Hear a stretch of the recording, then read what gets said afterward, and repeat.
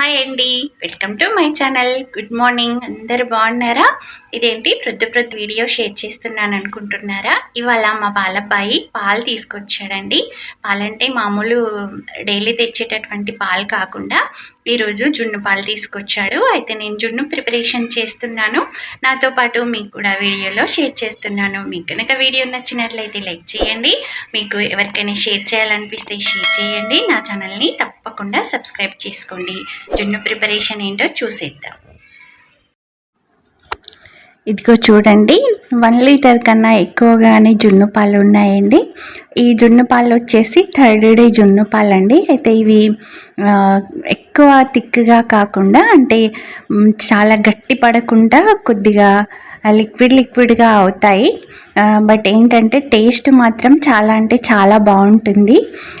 ఇక జున్ను గురించినటువంటి బెనిఫిట్స్ కూడా మనం ఈ వీడియోలో చూసేద్దాం.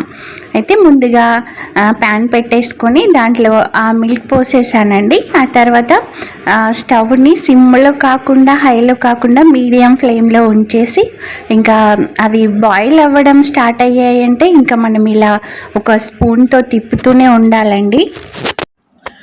లేదంటే ఇవి ఈ ప్యాన్కి అడుగున పక్కలకంతా కూడా అలా గడ్డగట్టేసి పోతాయి. అందుకని ఇలా కంటిన్యూస్గా తిప్పుతూనే ఉండాలి. జున్ను పాలల్లో హై క్వాలిటీలో ప్రోటీన్స్ ఉంటాయండి. అందుకని పిల్లలకు తప్పకుండా జున్ను పాలు అయితే తినిపించాలి. ఇప్పుడున్నటువంటి ఈ లైఫ్లో జున్ను పాలు దొరకటం కష్టం. బయట ఎవరన్నా అమ్ముతున్నారంటే కూడా అందులో మరి ఏం కెమికల్స్ యాడ్ చేశారో అని మనం కొనుక్కోవడానికి కొద్దిగా భయపడుతూ ఉంటాం. బట్ మీకు గనక ఇలా స్వచ్ఛమైనటువంటి గేదెది కానీ ఆవువి కానీ జున్ను పాలు కనుక దొరికితే తప్పకుండా జున్ను ప్రిపేర్ చేసి పిల్లలకు పెట్టండి. పిల్లలే కాదండి, మనము తినాలి. పెద్దవాళ్ళకు కూడా చాలా అంటే చాలా బలాన్ని ఇస్తాయి ఈ జున్ను పాలు. ముందు కాలంలో అయితే ప్రతి ఇంటికి కూడా ఆవులు గేదెలు ఉండేవి. చక్కగా ఆ జున్ను పాలు అందరం తినేవాళ్ళం. బట్ ఇప్పుడు ఏం చేస్తాను చెప్పండి, ఇంకా మనం డైలీ తీసుకునేటటువంటి పాలే కొనుక్కోవాల్సి వస్తుంది. ఇంకా జున్ను విషయం అయితే చెప్పనక్కర్లేదు. బట్ మాకేంటంటే మేము లక్నో నుండి ఇక్కడికి ఎప్పుడైతే షిఫ్ట్ అయ్యామో అప్పటి నుంచి ఒక్క అబ్బాయి దగ్గరే మిల్క్ తీసుకుంటున్నామండి. చాలా మంచి అబ్బాయి, పాలు కూడా చాలా చిక్కగానే తీసుకొస్తాడు. అలానే ఇలా జున్ను పాలు ఉన్నప్పుడు జున్ను పాలు కూడా తీసుకొస్తాడండి.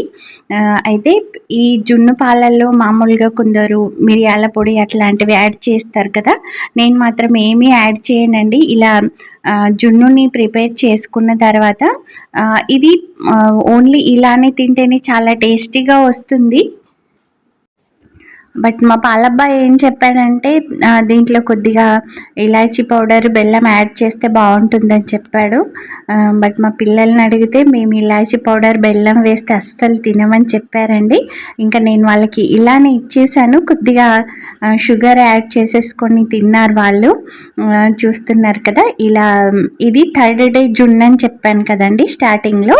అయితే మనకి ఎక్కువ థిక్గా కాకుండా ఇలా కొద్దిగా లిక్విడ్గా వస్తుంది.